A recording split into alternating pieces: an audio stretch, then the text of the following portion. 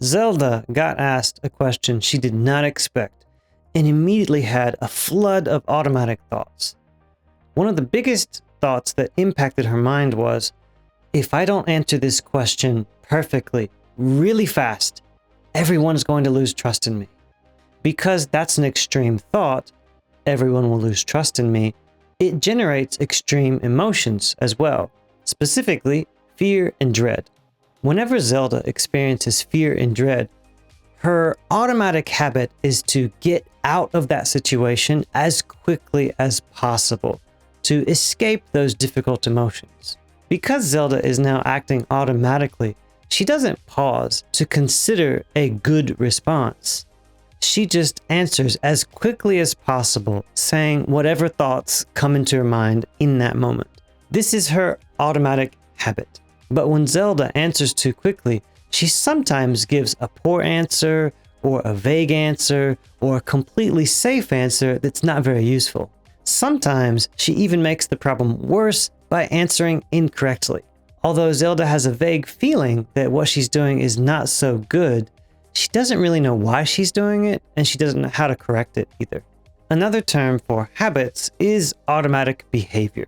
Here's the path that we often subconsciously follow.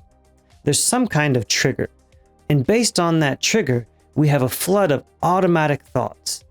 And those automatic thoughts generate automatic emotions and physical reactions.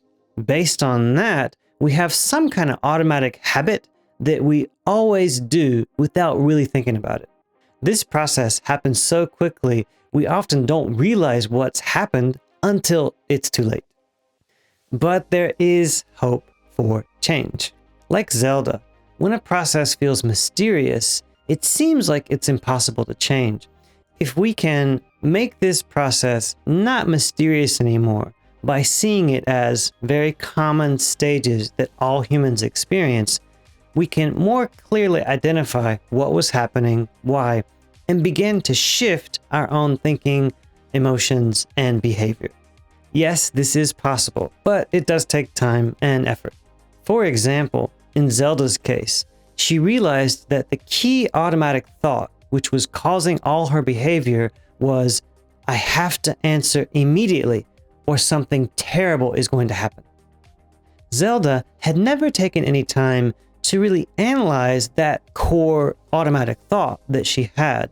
So whenever the thought appeared, she just ran away as quickly as possible. But now that Zelda understands what thought is causing her behavior, she can work on creating a better, more realistic thought that will help her manage her pressure in intense situations like this. For example, through some coaching and analysis, Zelda realized that I don't always have to respond immediately. It's okay to make others wait a little bit while I consider a proper response. That sounds good, but is it actually possible for Zelda to internalize a new automatic thought? We'll find out in the next section.